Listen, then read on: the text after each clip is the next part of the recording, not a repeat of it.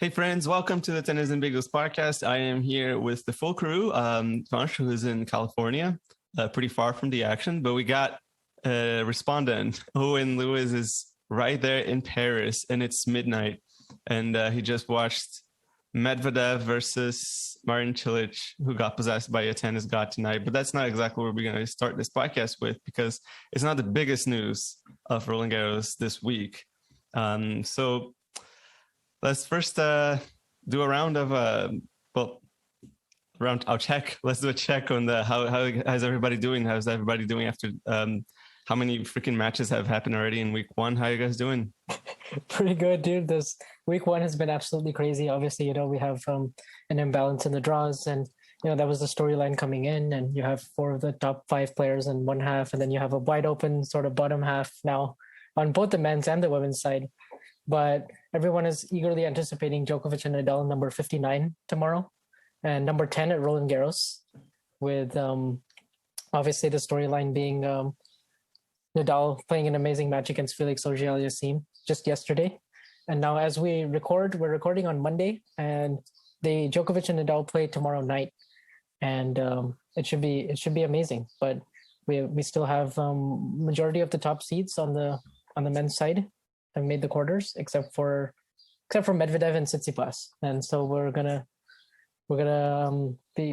gonna cover the Djokovic and Nadal, and we're gonna preview it, and we're gonna say what we think will happen, and then we'll see how it pans out, right? Yeah. It's funny because we lost number 2 and number 4 today. And tomorrow, I think Alcaraz will beat Zverev. So that'll be number 3 gone. And if Nadal beats Djokovic, that'll be number 1 gone. And we will have lost the top 4 seeds in 2 days across the 4th round and the quarterfinals, which I don't think has happened in a long time, or maybe ever, not really sure. But yeah, Djokovic and Nadal is my favorite tennis rivalry. So I'm very excited for this match. It should be awesome. Yeah. You guys want to start with the obvious? Djokovic and Nadal tomorrow. Yeah, so I think this is going to be really interesting, also because of the conditions. I mean, obviously I don't want to, say what I think will happen purely just based on the conditions, because obviously, we've been fooled before, in 2020 when the match was indoors and it was cold October conditions, like sort of you'd think more favorable to Djokovic. And then, of course, we know what happened in the final, and it was a kind of a subpar Djokovic, but Nadal playing at his very best. And then obviously last year, I think more people were expecting Nadal to win. He was definitely the favorite going in. And then Djokovic does this masterclass tactical performance, stays with Nadal for 3 sets, and wears him out eventually in the fourth. And then he's gone for about half the year, Nadal. And, there were some things that transpired in that match, particularly with Djokovic's forehand and how he was breaking the sidelines, and he was using the forehand cross-court angle extremely well. He was making Nadal hit backhands on the first shot, which he does not like to do after the serve. He's always looking for a forehand, and he's looking to. So the dynamics of that. So let's see, if that is in play tomorrow, and if how Nadal can counteract that. And that's just tactically. And then we speak about like kind of how their path has gone since the clay season started, and how Djokovic started in Monte Carlo against Fokina, and now where he is right now. I mean, it's quite a stark difference, and obviously he's won so many sets in a row, and he just easily dispatched Diego Schwartzman yesterday, which I know when you were there for that. So yes, it was about that. It was one of those beatdowns. I mean, it was like a less extreme version of what we saw Cilic do to Medvedev today, where like it's so brutal that you want to look away, but it's so beautiful that you can't look away. I mean, Schwartzman had absolutely nothing to hurt Djokovic with. I mean, he was up 3-0 in the second set, and then he lost 6 games in a row, and it didn't even feel like a surprise. He just couldn't get anything going because Djokovic does literally everything better than him. He's more power. He's more weight on his shots. He's a bigger server. He's a little bit of a better returner. He has better touch. Yeah, it's everything. So yeah, Djokovic looks pretty good. And to me, what you mentioned about the tactics bunch is going to be the most interesting thing about this match, because last year Djokovic did use that angled forehand extremely well, but it wasn't really a thing that got going until the middle of the second set. And I felt like he kind of grew into the tactic as the match went on. And it also took Nadal a little bit by surprise. And now I feel like Djokovic is going to be trying to do that from the first ball. Nadal, given last year, is going to know that it's coming, so he will have prepared a countermeasure for it. And so I'm fascinated to see how that pans out. Like, what is Nadal going to do to try to break out of that? Is he going to hit his backhand harder? Is he going to avoid Djokovic's forehand? What's Djokovic going to do if that tactic fails? Are the conditions going to create a match in which, like, that tactic isn't the centerpiece of things like it was last year? I have a lot of questions. So yeah, I'm really excited. Yeah. What do you think it's because we all know that Djokovic has a tactic that he can use against Nadal, and if it comes to the backhand, he can also try to rush Nadal, try to hit a bit more angle, just a little bit deeper, and rush his forehand, which isn't as easy to do on clay, but it's feasible, especially with a 36-year-old Nadal with a foot that might screw up in the middle of it.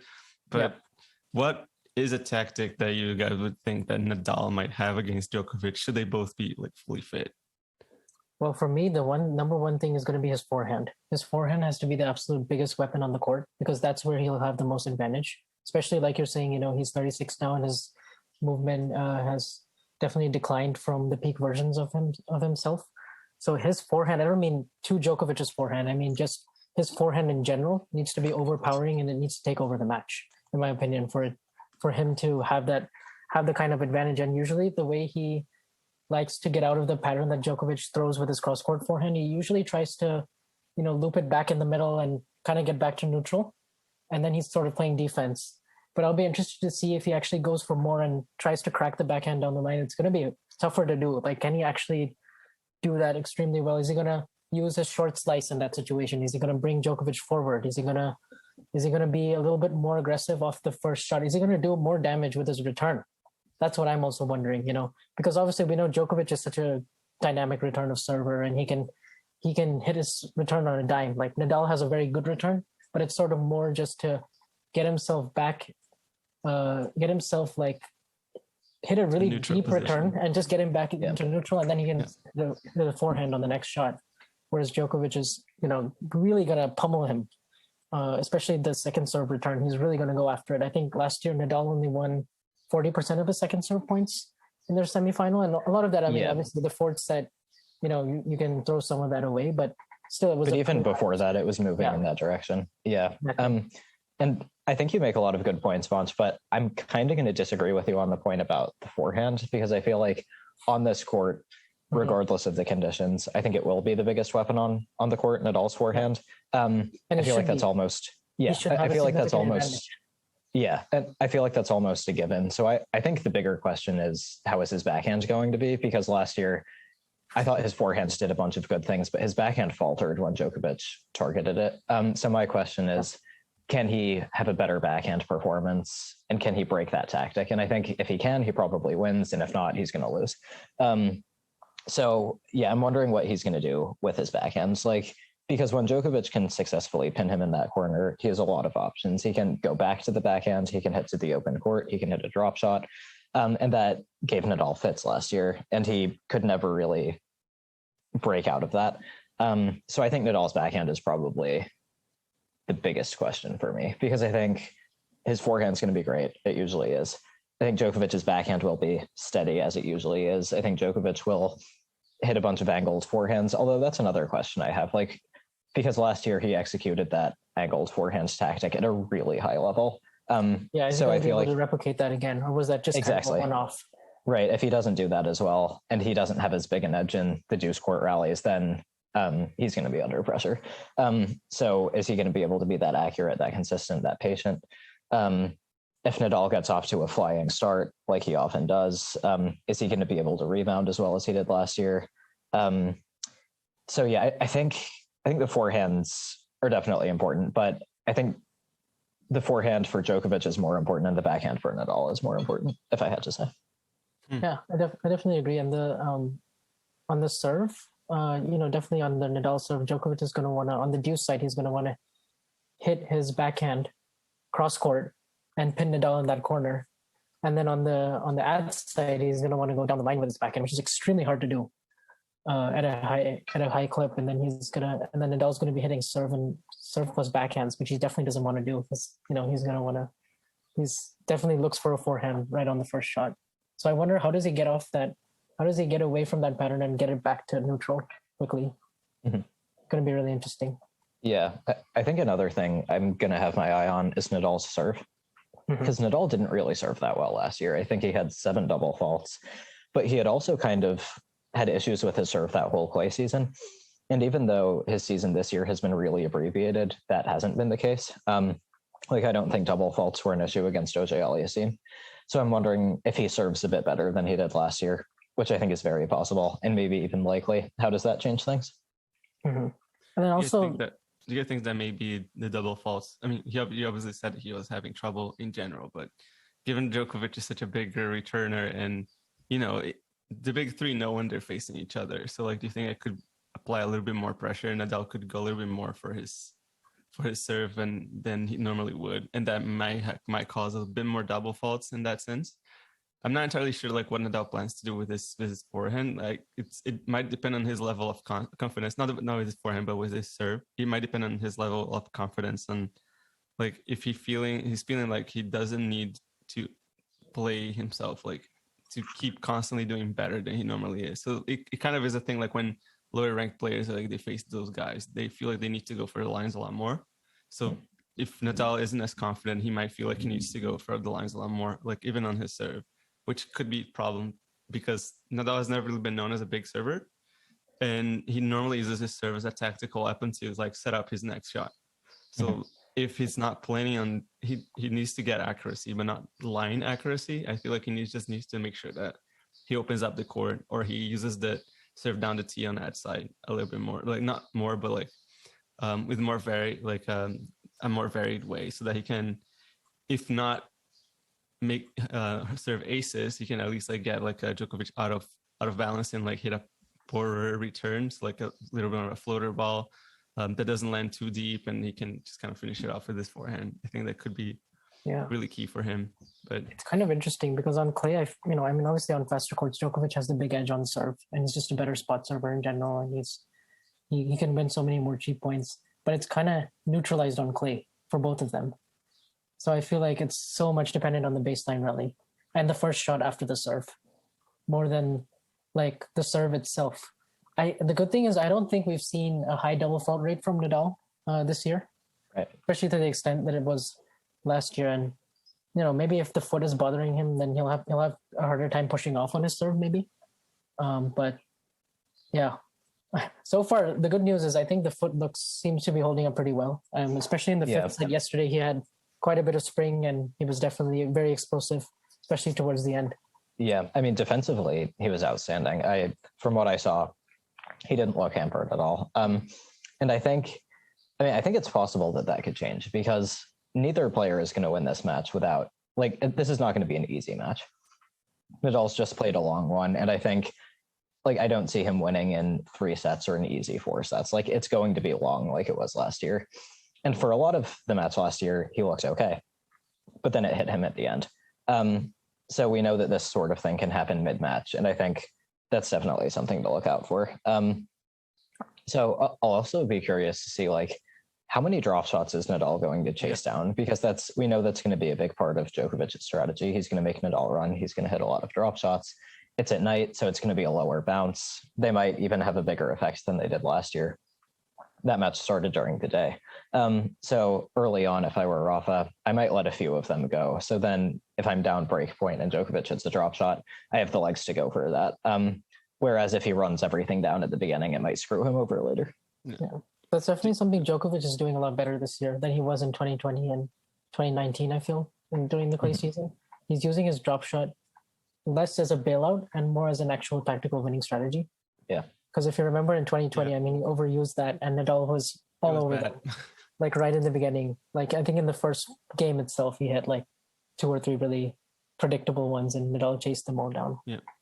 Do you guys think Nadal is going to be trying to bring Djokovic to the net a few more times than he would normally? Just based on fitness, even if both are fully fit as they are right now, Djokovic is the fitter and faster player, I would say. Like it's probably not like a huge difference in the first set, but come like 4th in the 4th set, like it goes to a 5th set, I feel like Djokovic should be fresher. So I'm not entirely sure, like, do you guys think that Nadal's going to try to like make Djokovic run, or is he going to be going more for shorter points and try to get like more 1-2 punches. And as you said, when you're talking about like his backhand, I missed a lot like last year specifically, like the very flat backhand that Nadal can hit either down the line or cross court, and I feel like it didn't hit that enough.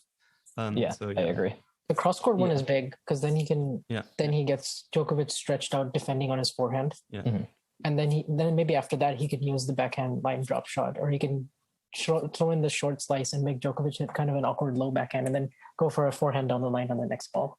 Yeah, I actually think Nadal shouldn't use the backhand drop shot that much. I'm remembering a couple of them from last year that really hung up. And I think Djokovic doesn't fear Nadal's backhand. So when the ball goes to that side, he can hug the baseline, which puts him in an ideal position to run down a drop shot. But I would love to see Nadal use the forehand drop shot, because I think on that forehand, you're already in a bit of trouble because Nadal disguises it very well. You're not really sure if he's going to go cross court or down the line. And so I think if he throws in a drop shot, that would make it even more unpredictable. It would mess with Djokovic's court positioning a little bit, like maybe he couldn't play as deep. And I think Nadal hits the forehand drop shot better than he hits the backhand drop shot. But yeah, I think I'm not really sure how much Nadal is going to do with that, because I think he generally loses out in those cat and mouse battles at net now. Like Djokovic is better with a counter drop shot. That happened a lot last year. Nadal would hit like bad drop shots and they would get punished, or he even missed a couple of them.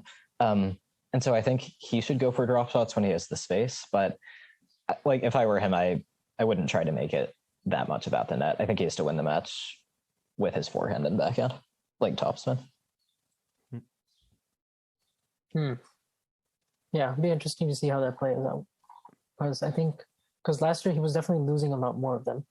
And in 2020, it was quite the opposite. Yeah. No, Well, I think 2020 was interesting because, like, if I'm remembering the stat right, I think Djokovic won like 52% of the points where he played a drop shot. And that's like not nearly good enough for that tactic to be worth it. But like he did still win over half. So I don't know. I think because I'm trying to wonder what would be an ideal court position for Nadal, because if he stands in close, he can neutralize the drop shots, but he also takes away some time. And his ground strokes really need time to reach their full aggressive potential. So yeah, it's tough. I'm not really sure which one I would go for if I were him. Yeah. And obviously, speaking about the conditions, we know Nadal, I mean, obviously he doesn't like to play at night. He made that very clear many, many times. And he obviously wants for him, he'd want the livelier, bouncier conditions during the day in the hot sun and all of that. But I also think, and obviously Djokovic, you know, he favors these conditions more.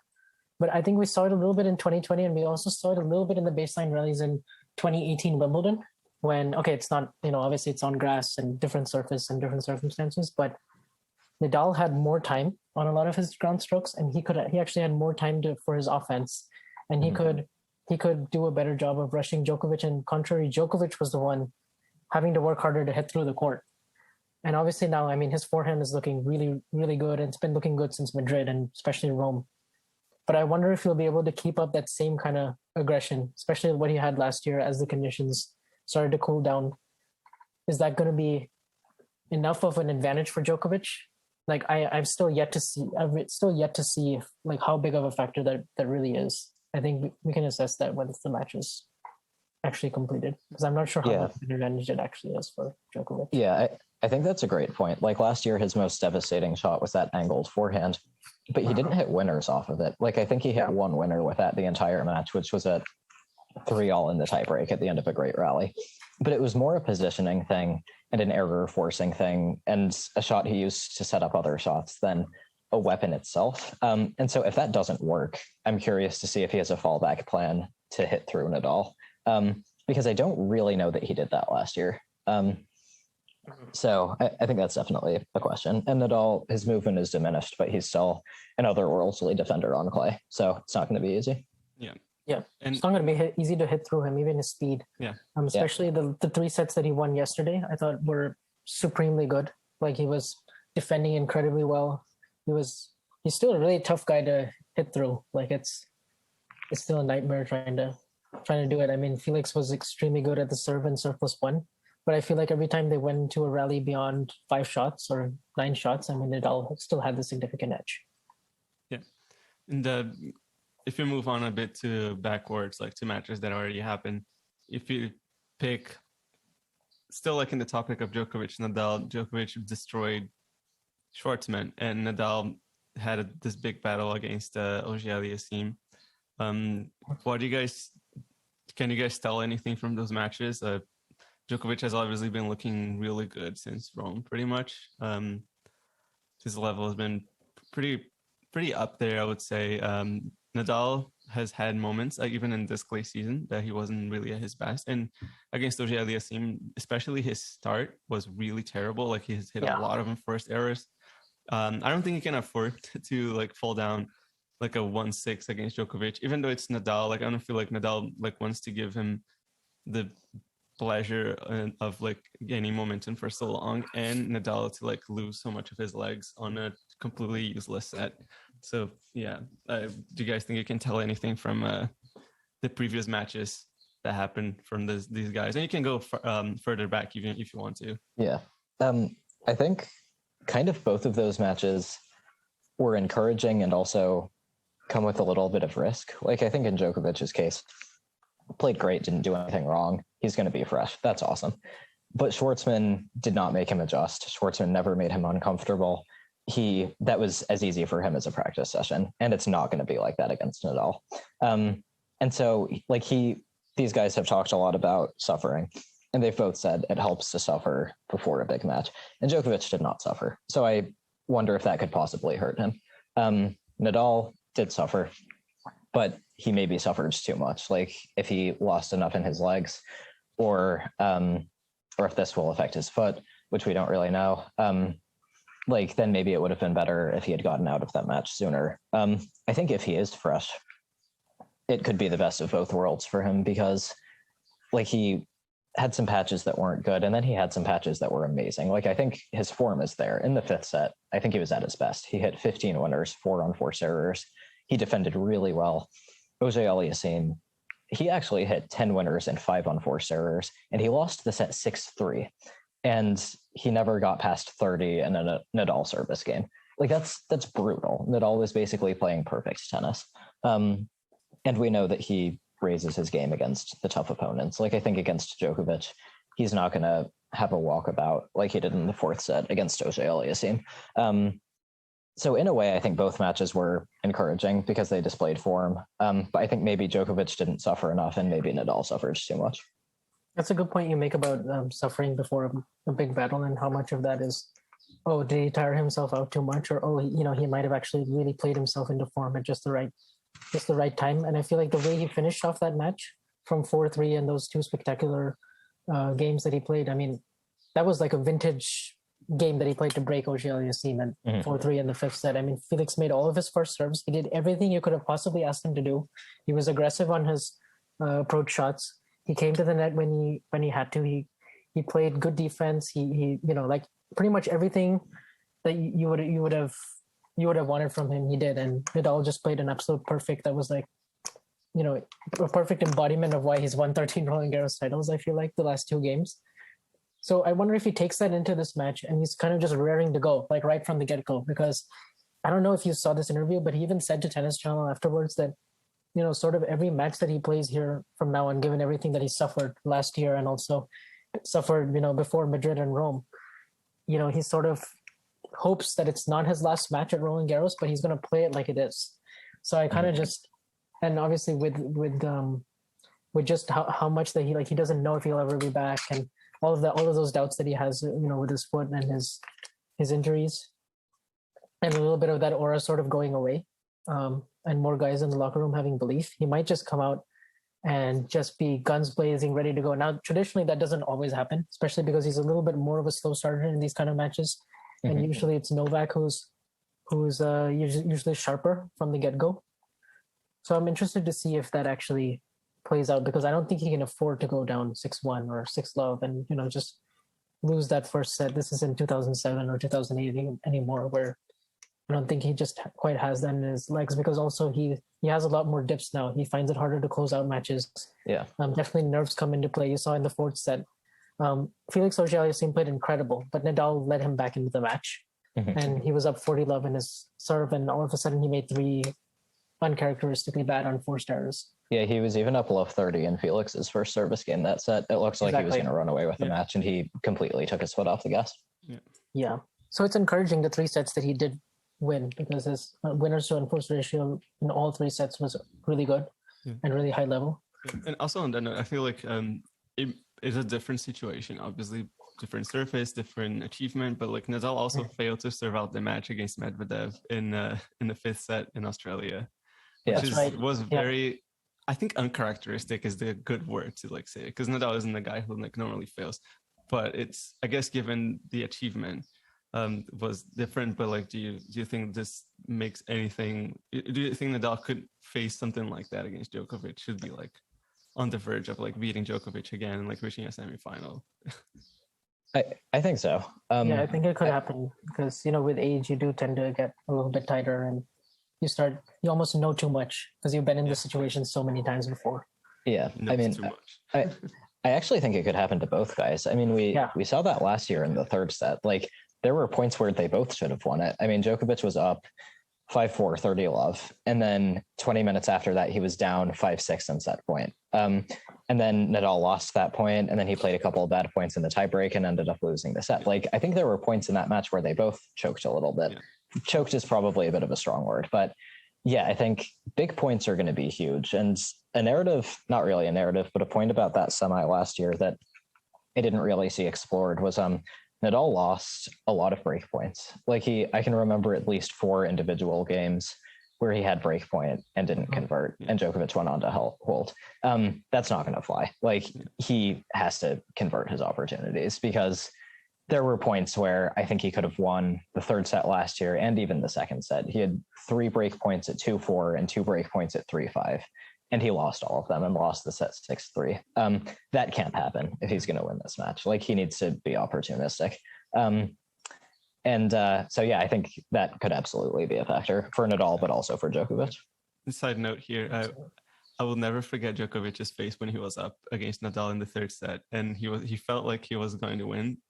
And then Nadal kind of went back into this match, and Djokovic's face was like literally like, "Oh crap, what have I done?" I have never seen him so like startled and confused like in my entire life. It was kind of really funny, to be honest. But like, anyway, back on track. No, I mean, it was a really interesting passage, because at 5-4, 30-love, I think everyone thought he had the set, and then he missed a forehand into the net, and that made it 30-15, and it was a bad miss, and everyone was like, "Oh, that was weird." But from 30-15, you should definitely still be serving out a set. And then Nadal played 3 good points in a row. And I remember the commentators were like, "Did you see that coming?" And the other one was like, "Not at 30-love." And I was like, "Yeah, I don't think anyone did." Stuff can happen very quickly when you play Nadal on Chatrier, as Felix discovered yesterday. Yeah, absolutely. So I guess now is the time where we predict, and hopefully or it doesn't really matter. I mean, we can predict and be wrong, and the match and be wrong. Yeah. I would right. hope That's that half the fun. The match is good. That's the only thing that I hope. Even though Me too. more chances than not that the match will be, like, we just hope that it won't be a terrible one. Who's gonna go first? Thing is, I never want to bet against Nadal on Chatrier, and I do know that Nadal, as bad as that foot got towards the end of the 4th set, and because Djokovic pushed him there, and he went to a place with Nadal that no one else can really do on Chatrier. So, and obviously, so going in, like, it feels weird to say, but he has to be the favorite, or it would feel weird to say in another normal year, but this definitely isn't the lead up that Nadal would have wanted. And obviously, Djokovic is red hot and confident, and he has the win from last year, and he just has the edge and physically. And I think a lot of it will come down to fitness, because these two play out long rallies and they push each other to the absolute limit. So I think it'll absolutely be a factor. Yeah. So if I say, but if I were to guess, I just hope we get 1 or 2 really high quality sets at this point, the 36 and 35. And it's unreasonable to sort of expect that they'll play a match like 2018 Wimbledon, and where all 5 sets will just be absolutely crazy, crisp, clean ball striking. And let me hope, Vanch, come on.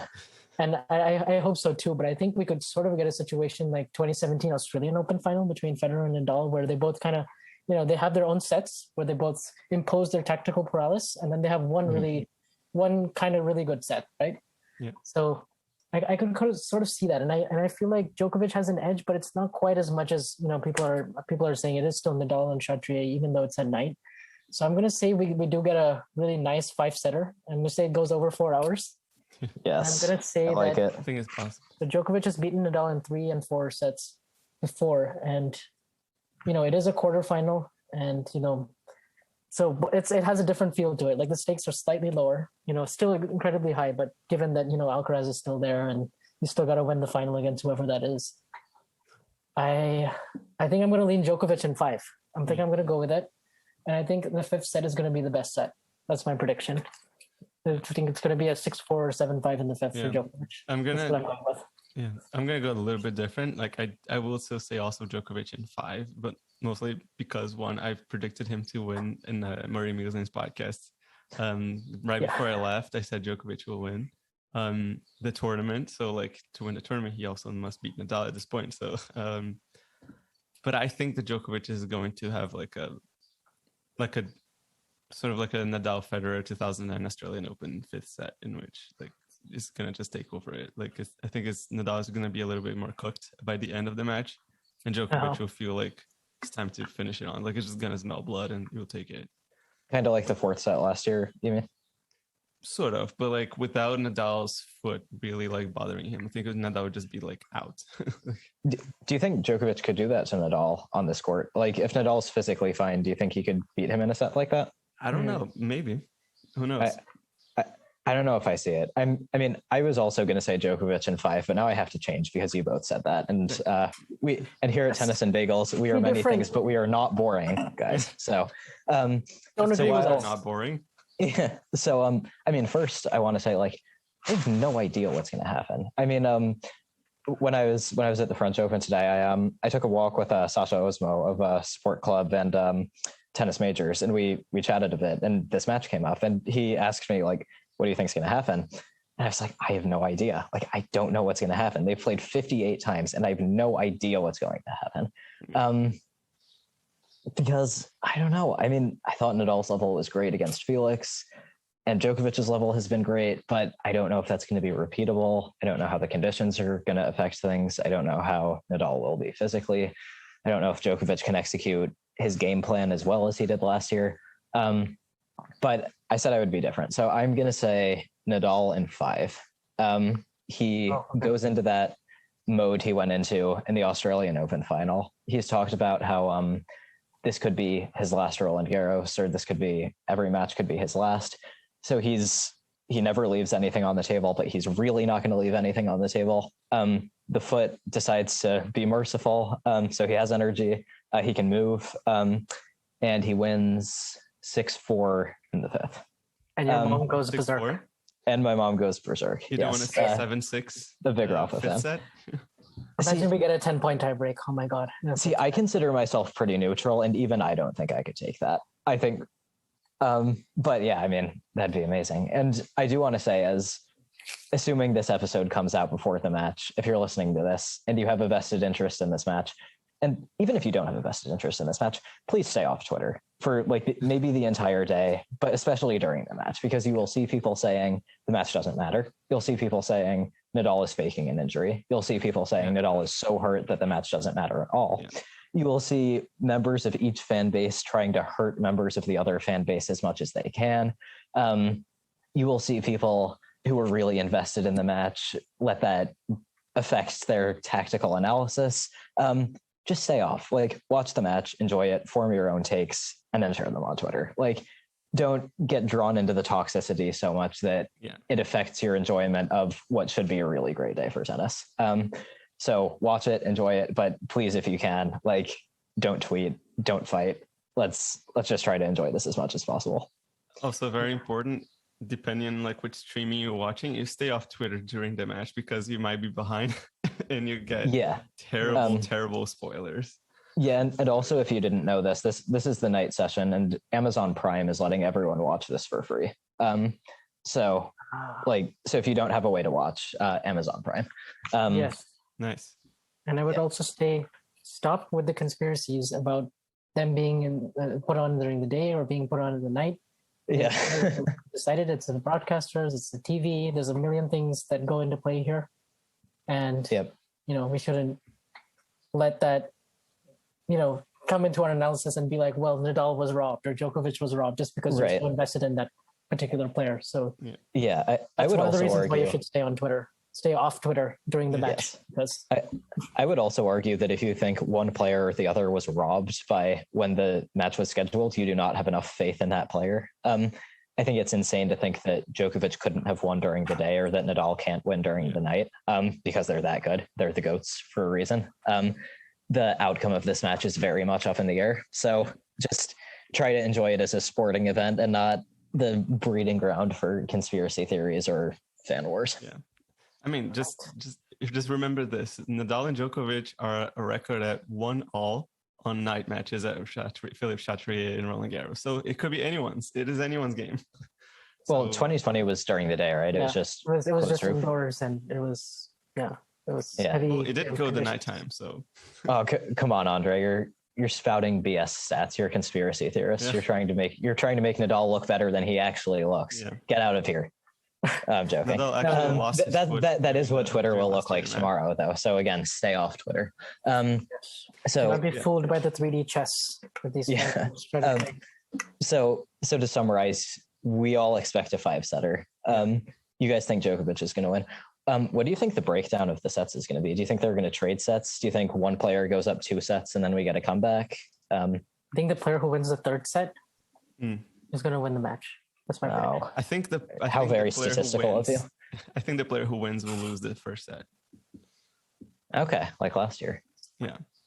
Huh. I kind of don't see that happening. Just like last year surprised me so much just because Nadal had never lost. Oh, actually, let me backtrack. The first set. So whoever wins the third set will win the match as long as that player wins one of the first 2 sets. Yeah, wasn't down 2 sets to love because I don't see a 2 sets to love comeback. Right. Yeah, I mean, if we got that would be just another incredible thing on their resumes that already so big it could fill up this entire room and then some. But right. I mean, see, now that I think about it, I think the most likely thing is like they split the first 2 sets and then again the winner of the third set wins the match. Like just because that's usually how it goes with those 2. Like neither of them, they're both such good front runners that they're not going to lose from 2 sets to 1 up. They'll get very close, but it hasn't happened to either of them against the other one. I mean, Djokovic was 6 points away at the 2013 Roland Garros. Nadal was 6 points away at the Australian Open in 2012, and then 5 points away at Wimbledon in 2018. But it hasn't happened, and it hasn't happened for a reason. So, yeah, I guess whoever wins that third set, I think we could be set up for like a similar pattern to last year, where like kind of they feel each other out in the first 2 sets. They have some dips, but then for a good 40, 50 minutes, they'll be at their best at the same time. And whoever wins the set in which that happens is going to win the match. Yeah. Yeah. So yeah, we're all just really excited, and we hope both guys deliver. And it's we just want a good match, really. Yeah. I'm going to be there at the stadium, so I will take a bunch of pictures and I'll write about it later that night. So stay tuned for that. Might take me a few hours to let the endorphins digest, but I will write something. So yes. Now enough about these old dudes and now how about this 19-year-old kid? The next generation. There's so many young people. There's 2 19-year-olds actually. There's 2 19-year-olds in the men's draw, and then we have like a 20-year-old. 21? Is she 21 or 20? She turns 21 tomorrow. Yeah, exactly. That's true. And then we have on the bottom half, we have Coco Gauff, who's still alive, and we have Leila Fernandez and other people. Okay, so where do we want to start with this? Do we want to do the rest of men's, or do we want to go with the women? Let's take a break from the men and just when I talk about Iga first. Yes, let's do it. Yeah, because she was pushed today, which doesn't happen. So Swiatek looked more at all because she squandered 5-set points in the first set, and she lost a tiebreak, losing 5 points in a row from 5-2 up, and she had 2 serves. And Zhang suffered from some cramps which she implied were from her period. She said it was the first day, and that, I don't know, but that must have been very difficult to deal with, and credit to her for talking about that. And I think it definitely played a part in the match because it got much more lopsided after the first set. But I think that first set was kind of instructive because it was the second match in a row in which Swiatek hasn't really looked as imperious as she has during most of her winning streak. Zhang was really outplaying her at times. She was hitting her shots with equal weight to Swiatek's, and she was hitting drop shots and just going toe-to-toe to her with her very successfully, which players haven't been able to do. And so I was wondering, do you guys think we should read into this? Like, is Swiatek having a dip in form? Is this going to last? If it is a dip in form, is it big enough that she could lose? Or even if she plays at this level, will she still win the tournament? What were your thoughts on it? I think both yes and no. Yeah. I would say yes. It shows that she's definitely feeling the pressure a little bit more. She's definitely a little bit more stressed because she is the last top 10 seed remaining. She does have all this pressure. She's absolutely the favorite to win this, like, by a long margin. And so like if she doesn't win it, it'll basically be considered a disappointment, as harsh as that is, No, it's right winning, though. It's the correct assessment, right? So I feel like it definitely shows that she's, still having some doubts and some tight moments, but it also shows that her base level is so high that she's still so much better than the rest of the field that it just may not end up mattering at all. So I feel like it's a little bit of both, but what should be encouraging is that, or for the other players in the draw, this would be more encouraging because you have players like Leylah Fernandez, and I guess to some extent Coco Gauff as well, and then even Sloane Stephens, because she has the pedigree and she's been to a French Open final before and she's won the US Open. So she's been in these situations. And usually, she's a player who's really hot and cold, but when she's in the second weeks of these majors, she's just destroying people. Like she destroyed Jill Teichmann and virtually double bageled her, which was a really impressive result. But yeah. My point is that you need to be absolutely fearless to beat Swiatek, and I feel like those three that I just mentioned, they will. Mostly Leylah and Gauff, because they don't quite have the baggage and they're still really young, and they saw what Raducanu did at the US Open last year. And and Leylah is sort of in that US Open mood right now, and she's gonna get the crowd on her side. They're gonna want to, it's gonna get competitive because they're not gonna go down without a fight. And I feel like just also tactically, there could be some interesting things, especially if we get a Fernandez Swiatek. I feel like that would be the best match. Personally, that's what I would root for. Even though on the Murray Musings podcast, I did predict that Coco Gauff would get to the final. But I would love to see either Gauff or Fernandez get there, and Iga get there as well. And then you could see a match between, a 20 and 18-year-old, and it would be great for the game. It would also be great for the game if Iga just, won ruthlessly again, because then it's kind of like every outcome now in the women's draw is so good that there's no real preference. But you just feel like if Iga establishes herself and she wins another second French Open, it's in a way it's really good for the game because you also need continuity mixed in with unpredictability, right? So on the topic of disappointment, I feel like it would be, especially I think she would be open about this, like if you were to speak to her, because I mean, to win 5 straight titles and not win the one that you really want. Yeah. I think it would just ring weird. It was all of this would feel like it was for nothing. Like you've done so well just to kind of lose right at the moment when it matters most. And right after the match, I'm pretty sure if she would lose, she would say I would give all of those 5 titles for this one. But of course, at the end of the year, she probably look back and say of course, it was an amazing run. It will always be an amazing run to win 5 titles in a row, 4 that would say 1,000 events. That's 4,000 points. That's double what a Grand Slam is. But at the same time, it's it's Roland Garros. It's the title that she really, really wants. She's in really good form. I don't think I can read too much into the set that she lost today. Not because he wasn't a dip in form, but I feel like it wasn't significant enough. She wasn't playing horrible tennis. She wasn't playing like making 1,000 in first error. She had 5 set points or 4, and it's pretty good. Like, I mean, sometimes you're gonna lose, sometimes you're gonna win in those sets, and it's important that she never stopped believing, and she kept being aggressive. She kept going for it, and I think that even if her level drops, I think she's confident enough that she can pick it up again. So I feel like she wouldn't be startled or confused, or she would like go completely off her game plan. I don't think she would lose her mind from going down a set if she went to go to the final or in another match. You would definitely like wear down. Like if she went down a set from every single match from now on, like it would definitely like hurt her confidence. But just one match, I don't think it would be enough for her to believe that she doesn't believe anymore that she can win this and that she should win this. I feel like after the end of this match, she would still believe that she can and that she should win this title, no matter who's in front of the net, who's at the other side of the net from her. In all of these titles that she's won, she's at least had to face 1 or 2 really tough tests. And each time she's sort of overcome it. So she's been battle tested, and then she's sort of played a really flawless semis and a finals. And so I really like that point actually a lot, because even in Rome, we saw her like really tested for a set against Azarenka and against Andreescu. And then she was just able to steamroll from there. And she kind of just had 2 really like iffy sets where we're like, oh, that's a bit nervous. And she was uncharacteristically missing like the second set against Kovinic and then the first set today, right?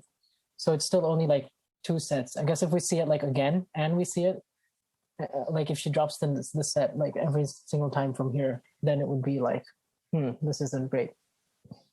Yeah, I think in a way a match like this can give her even more belief, because she wasn't at her best and she was still nowhere close to losing. And that was the case with her previous round as well. But I think at the same time, her rivals watching this could also get more belief, because they're seeing like she's still winning, but she's not in God mode anymore. I think another name to look out for is Daria Kasatkina, who was phenomenal against Kamala Georgi today. I was at that match.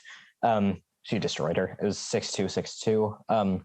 Not only did she neutralize Georgie's power with great defense, but she hit a bunch of her own winners, barely made unforced errors. And so I think players like her, Fernandez Goff, like you guys mentioned, if they saw this match, they would be thinking like, okay, like I can believe a little bit. Like, sure, she's still the favorite, still the huge favorite, but if we play, like, I know I'll get a little bit of help, maybe. Like, I won't have to do everything myself. And that I kind could of prefer someone who's. That's a great point about Kasatkina, because she's been absolutely cruising through everyone in this tournament. Like, she's only dropped 14 games and she's in the quarters. And she played this really good match against Georgie, who beat Sabalenka the round before. Yeah. But do you think it's better if for someone who's played her 3 or 4 times to go up against her now and gotten destroyed all 3 times, like Kasatkina did this year? Or do you think someone like a Layla, or I guess Goff played her in Miami and got that was pretty one-sided as well. But like if Layla plays her, or someone for the first time, like a Stephens or a Layla, do you think they have a better chance of beating her purely because, Swiatek hasn't faced them before and they can... I mean, Swiatek played Layla at the beginning of the year, but Layla was... Oh, yeah, that's right. Yeah, he was a really good, like 2 or 3 games, and then Layla just kind of like physically went away, and I remember that. And then Swiatek hit the God mode that she would eventually hit again. But I'd forgotten about that. Yeah. I kind of think it doesn't matter, because I don't think there's anything you can really attack in her game. I think you just have to play her and do the best you can. I mean, you can punish her on the return, but that's about it. Like, I don't think playing her multiple times gives you any sort of tactical advantage. And so, yeah, I mean, if it's your first time, as long as you don't let yourself get jolted by the level that she brings, I don't think it makes a huge difference.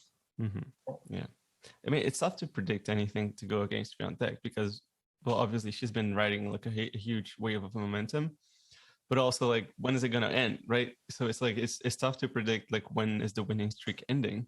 And even though Martina Navratilova went on a like 75 win winning streak at some point or something like that, when you get to a certain threshold, it's like, this has to end at some point. Like it's bound to end. Like it's almost like a matter of time.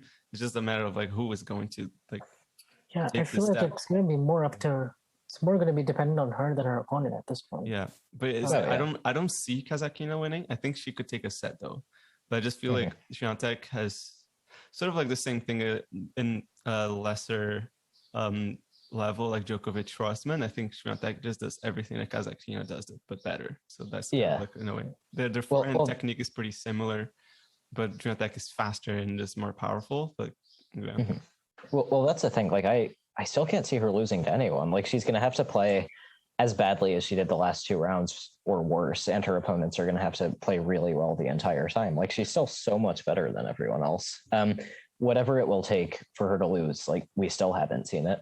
Like, she's going to have to play worse than this, or her opponents are going to have a God mode performance. Like, I don't think like today or her last match warrants like being worried or even like saying that she has worse chances than we said before. Like, she's still the huge favorite.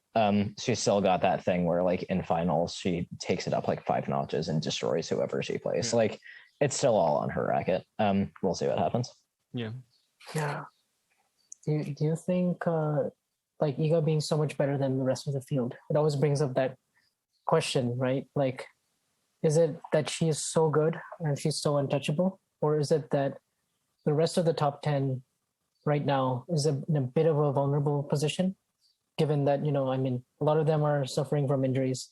Pushkova coming back from an injury, Krejcikova injured, played her first match here and lost in the first round. Jabeur on a really hot winning streak, but, you know, surprising first round exit.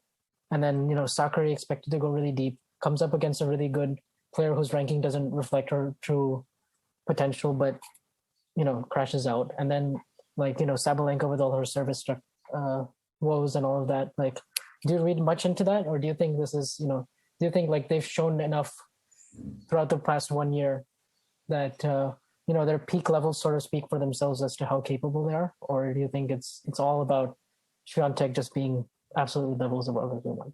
Well, it's kind of hard to tell.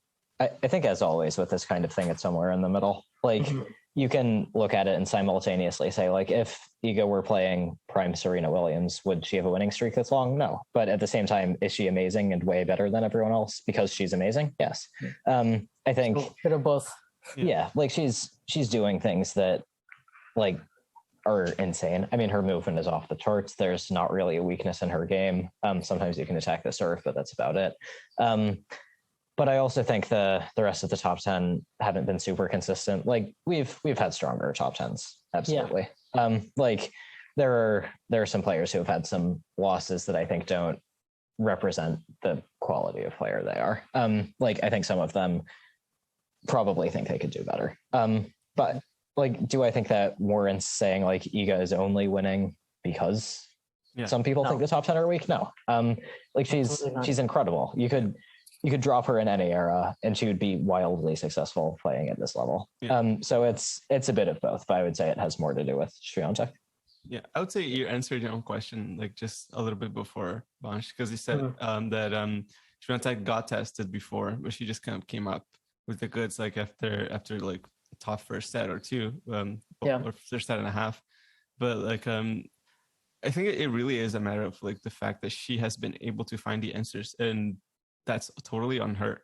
Like, it's not somebody that gives her the answers. Like, there's no coaching and like there's no player just kind of like dropping their level like at the right key moment that she takes the set. But like it's just really just Iga just being able to push through and win those, like even when it's tight, because she has been challenged, even if those players were not top 10s, but they used to be. Like, for example, take Azarenka or Andreescu, who challenged her. Like, so yeah, I think I guess what I mean is more not in relation to Iga, because she's amazing and she's doing all these generational things, but I mean just the rest of the field as a whole.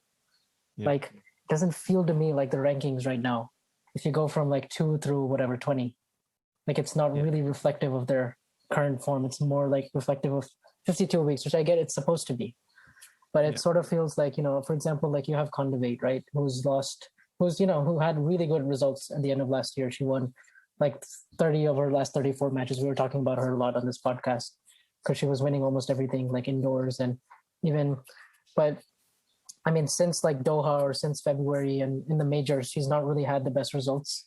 and she lost early in this tournament, and now she's suddenly world number 2, and she's lost like 6 of her last 9 matches. And then you have just random fluctuations like between 2 through 15 because they're sort of really close to each other. And then you sort of have Swiatek with this like 2 to 3,000 gap, and I think she's pretty much secure for the ranking like for the rest. And then you have Barty, retiring, so that kind of throws into the thing. And then you have injuries. It's just so hard to gauge sort of where everyone else is at. Yeah, I mean, I think that thing with Kontaveit is not super ideal. Like, it's not great for your world number 2 to be like 3 for 6 in the last 9 matches. But I think injuries are playing a role here. Like, I think Osaka, in an ideal world, like where injuries are not a thing, Osaka would be up there, Krejcikova would be up there, Andreescu would be up there. You'd have others. So that's not the fault of the tour. I also think in the majors, playing best of 3 instead of best of 5 is a huge part of this. I mean, on the men's side, we saw Tsitsipas go down 2 sets in the first round. Like, we saw Felix go down 2 sets in the first round. Like, if that were best of 3, he would not have gotten to Rafa. And these players would have lost in the first round. So, or Alcaraz in the second round as well. Yeah, exactly. Like, he was down 2 sets to 1. There's no match point actually in that match. And Zverev as well in the second round against Baez. Yeah, exactly. So like these, so when you can only play best of 3, it really reduces your margin for error. You can be a great player and have one bad day, and it's a black mark on one of the 4 biggest tournaments of the year. Like, that's really harsh. I think judging someone based on that is excessive. Like, if like all it takes is a slightly off day or an opponent redlining for an hour. That's not the case on the men's side. And so I think you absolutely have to take that into account because it's unfair to judge them like based on results that are heavily influenced by the format. I think like you can look at how they're playing and use the eye test and say like, I watched this match and I don't know, Sakari was really off. Like I haven't seen her play this badly in a while. And like, that's fine. I think going off of that is completely fine because it's stuff that happens. But I think saying like, oh, all these players are losing early is kind of missing the forest for the trees, and you need to take everything into context. I guess that would then beg another question, which is why are some players so good in the Masters 1000s? Like, for example, why does Svitolina won like 4 or 5 Masters, and I guess other players too, right? Georgie, she's won a Masters, or like other players, and then they come in the majors, and maybe it's the day off, in between, where they have to think a little more, or they have to, their routines have to be a little bit different because the format is still the same, right? And but the pressure is higher, and the conditions are different. Like it's points at stake, and and like no 2 tournaments. Or maybe you have a tougher draw and you have to play the world number 1, whereas you didn't when you won your Masters. Like everything is different. Like a lot of factors. No 2 sets of conditions are the same. I mean, trying to think of a good example. I mean, I think a lot of the time on the men's side as well, we've seen someone had really good success in the Masters and then lose. I mean, Fokina, for example, he made the final in Monte Carlo. I think he was seeded for Roland Garros. He was having a good clay season. He was improving, and then he goes out in the first round. Like that sucks, right? Like he did the opposite of peaking at the most important tournament. But like it happens, like conditions are different. For the men, format is different. But like, different pressure, different routine, different city. There's a lot that goes into this. Yeah, that's true. I would say as well, like if you're talking ranking, then performance at majors, like, and getting back to Iga, it's just the fact that I would say that what you point out, I think it's more of a reflection of rankings for themselves rather than actual like form. Like you'd rather maybe look at the race or anything like that, but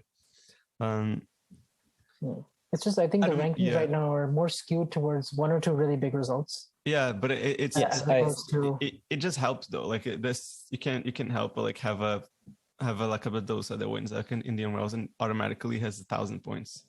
That is a lot. Like it's just like Raducanu, for example. She hasn't really been doing like that great. I don't think she won like 3 matches in a row.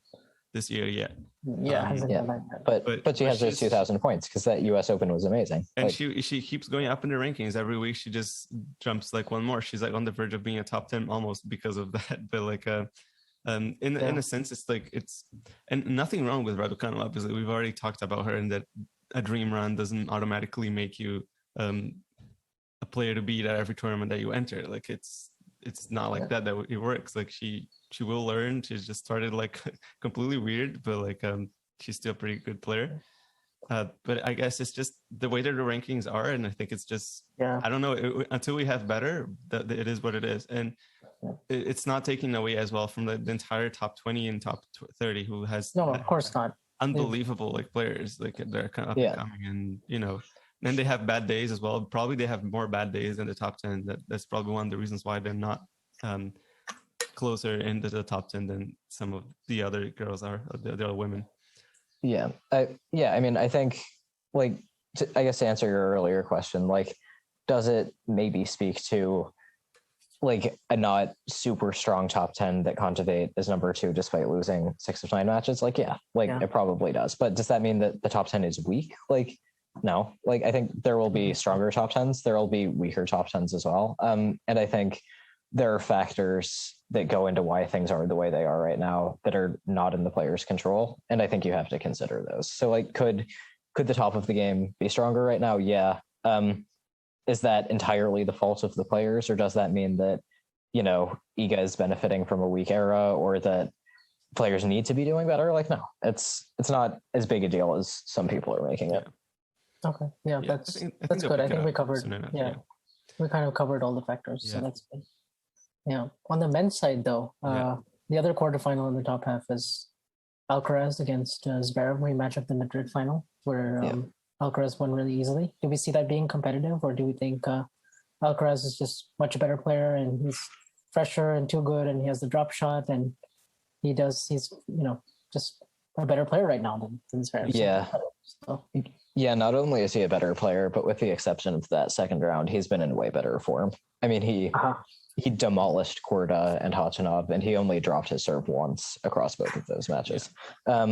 Whereas Zverev got pushed into like an hour plus long mega tiebreak against Bernabe Zapata Miralles, who, you know, very nice player, but that should not be happening. I see Alcaraz winning that easily. Yeah. I think I struggle to even see Zverev. Maybe he gets a set. Maybe. Yeah, but I think not more than that though. Yeah, I'd be surprised if it's not straights or 4. Yeah. You know who I want to talk about is the god of tennis, Marin Cilic. Marin Cilic. Yes, you may talk about him. So Marin Cilic was not 19 years old. Right. So I was at this match against Medvedev, and it was the night session, and I was expecting it to be several hours long. I was expecting to probably still be there now.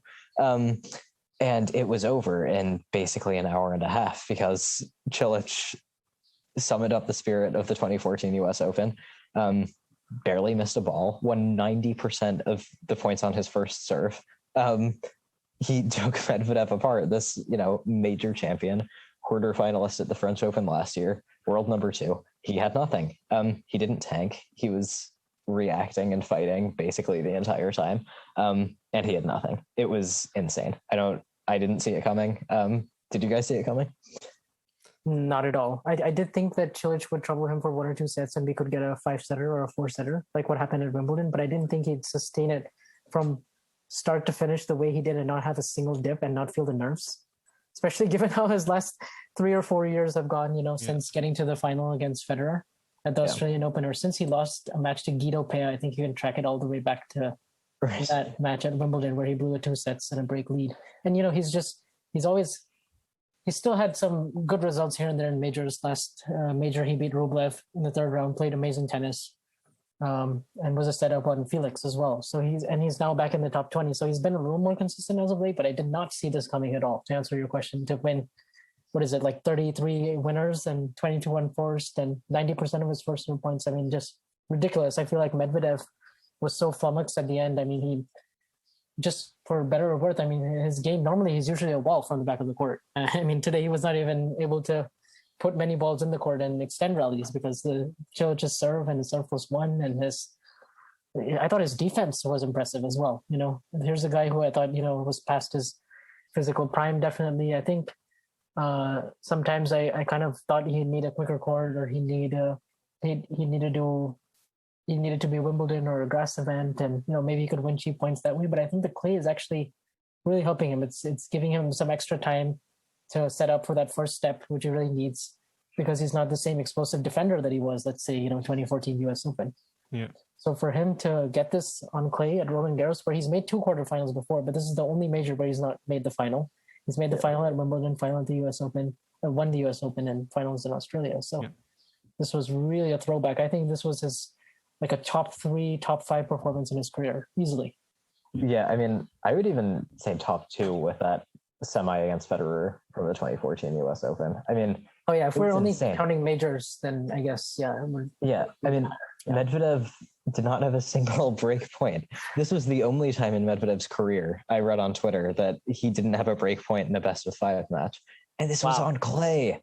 I think he only even got past 30 in a return game one time. I think he got to deuce at like 1-4 in the third set after being down 40-love. Like this was as lopsided as it gets. It was incredible. So yeah, can Cilic make the final? Absolutely. Yeah. I think anyone who watched this match is going to be scared. Yeah, I think it's.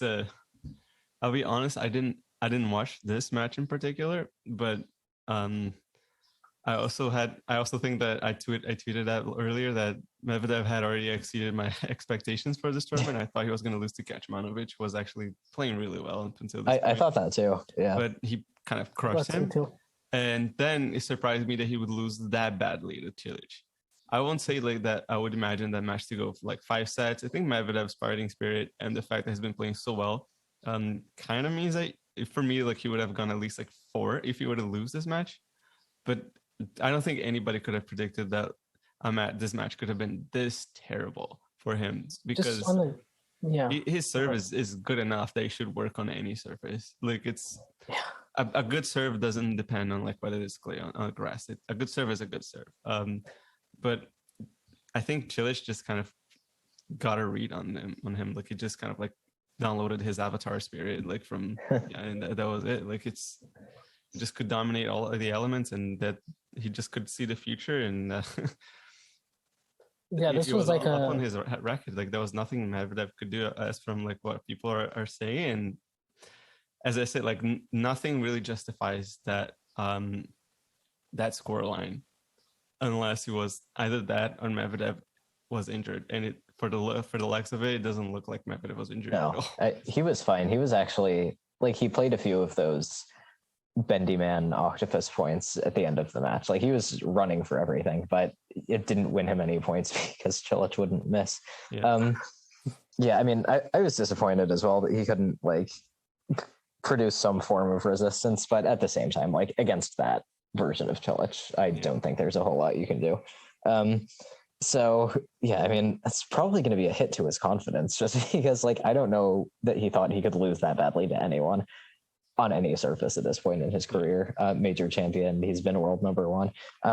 But that's how good peak Cilic is. According to our friend Siddhant, peak Cilic is the greatest tennis player in history.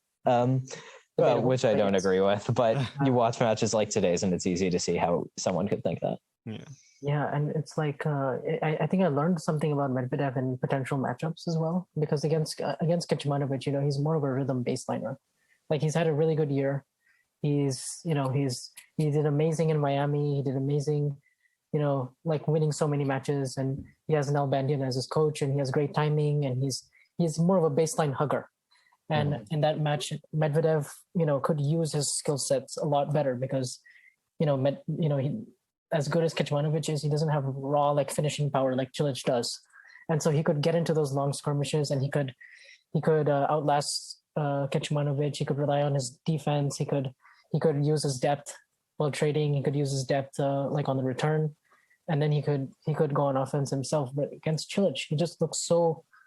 It was almost like man versus boy out there, which is crazy because they're both 6'6", but it did kind of feel like there was nothing Medvedev could do. Like I was looking at the stats as well because I only caught like the last half of this match, but even in the rallies that were 9+ shots, Cilic edged it out 11-6. Like, that is a joke to me. You know, how is Medvedev not winning at least half of those points? Like that, you know, for me, that was like the big surprise, because I thought, okay, you know, in the 0-4 shots, Cilic would have probably dominated. But I didn't expect it to be that lopsided, like in all the other rally analysis lengths as well. So that is scary for the rest of the field, for sure, on the bottom half. Especially Rublev, who I think, you know, I think you watched his match today against Sinner. And that's a match that I really favor Sinner in, because the backhand to backhand. I was there. Rublev was very fortunate. I mean, Sinner had this physical issue going into the match, and he still won the first set 6-1. It would not have been good for Rublev if Sinner had been mobile the entire time. It was a sad way to see it end, but like, yeah, Rublev was definitely lucky to get through that. And like, can he beat Cilic? Sure, but if Cilic plays like that, no way. Yeah, and obviously they have their Australian Open match, which they last played in. Rublev's second serve was absolutely massacred in that match. Oh yeah, that's not going to be fun for him. Cilic is going to be standing practically on the service line to return those. Yeah. Although it being on clay, do you think that will help Rublev a little bit? That it's on clay and he'll at least get, you know, the second serve ineffectiveness might get mitigated a little bit, or do we just not know because Cilic? I would say probably gets worse, honestly, because Cilic has even more time to set up. Yeah. So yeah, true. What do you say, Andre? Who do we think is going to make the final? Yeah. We still have like Ruud and Rune in the other side of the draw. Right. At this point, I'll go full recency bias and say Cilic. He was too good today. Yeah. So if Cilic plays like he did today, then I don't see even Casper Ruud as good as he's become, and as good as he's worked himself into this tournament with the match against Sonego, and then obviously the 4 sets today against Hurkacz, which his forehand was so good. I think Cilic, if he's at his best, is definitely going to get there. So yeah, I would say so too. And honestly, but I don't know. It just feels so. I just can't trust it though. Like, it's only one match. I just don't know. I mean, I know in every tournament he's beaten Gilles Simon so far. He's gone on and won, but that's only 2014 US Open. So it's a sign. I do have to head out. Okay. But I'll talk to you guys again soon. Hold on, before you leave. What are your picks? Yeah, picks for the final, like for the winner, actually. Final and winner. You don't have to say scores. Alcaraz, Cilic, Alcaraz wins. Okay. Do you think it's going to be straight sets for Alcaraz? 4 sets. 4 sets. For the women, I know this draw less well. Swiatek, and who's on the other side of the draw? Pegula. Pegula's on Swiatek's half. on, so on the other half, it's Kazakino's also on this half. So the other half is Sloane Stephens and Coco Gauff. And Trevisan. Yeah. I'll say Stephens. Stephens was really good. And she's made the final before. She was set in a breakup on Halep even. Yeah, so I'll say Swiatek, Stephens, and Swiatek wins. Yeah. Okay. All right. Catch you guys later. We'll say goodbye to Owen, but the chat continues for a little bit. Yes. Cool. And all right. So yeah, where it's just me and Vansh right now, and we're still on the topic of men's draw. Who do you think is going to win based on our current results? Yes, and then so who else is in the other half? There's Casper Ruud.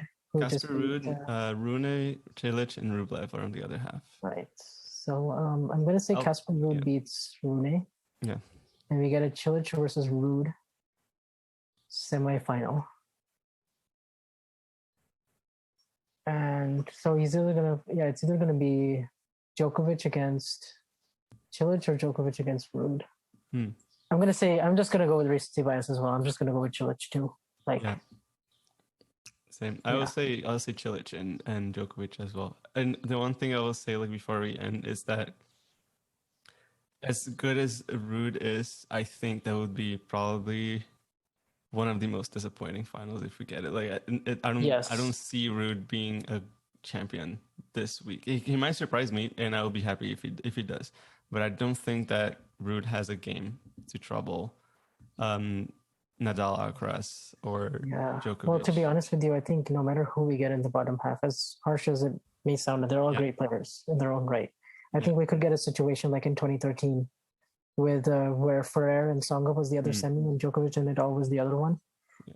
Because I just think there's a big gap in in level and experience. Yeah. And the matchup is just a bad one. I mean, Cilic and Djokovic is 18-2 for Djokovic. Yeah. And I mean, it's just hasn't been close. Like they've had 2 or 3 really good matches, but Djokovic has a big edge. Yeah. So I just don't see that final being that competitive either. Even if Cilic is really, really hot, he's not going to be able to sustain that against Novak, I don't think. Yeah, I would hope at least if Djokovic goes through, that the final could be competitive if Djokovic has to play really, really grueling matches and gets in really not fresh at all into the final. Yeah. So that could be a reason. But then again, like last year, he came back from disaster to love, so it could still be Djokovic's year again. I guess the other thing is to consider is, I mean, the bottom half originally when I had done this is, obviously Tsitsipas has been a really good clay court player the last couple of years, and he's having these great results. I mean, he won Monte Carlo, he got to the quarters Barcelona, semis of Madrid, final in Rome. But I think as we learned today and as we've seen throughout this whole season in general, he's been struggling. He's won a lot of matches because his base level is incredibly high and he can beat most of the players with his B or C game. But at the moment, he just doesn't quite have the confidence. He's, especially on the backhand, I thought he didn't have a great backhand day at all against Rune. He was averaging 65 miles per hour on that shot, and it's just not going to get it done. He's still having technical issues on the return of serve, as well as the backhand return. The serve is not working great either. He's missing a lot of first serves, and he was giving Rune a lot of chances to attack. And he had a lead in the first set. He let that slip, and the match just Rune was just a much better player all throughout. And I kind of thought, okay, he'd gotten through Emer and straights in the third round, and he'd had those 2 really tough first rounds, which again he didn't really play his best, but he came through. And I thought this is not a great sign because on the one hand he's getting through these matches, but he's not playing his best. So I think he'll definitely have to go back, reassess.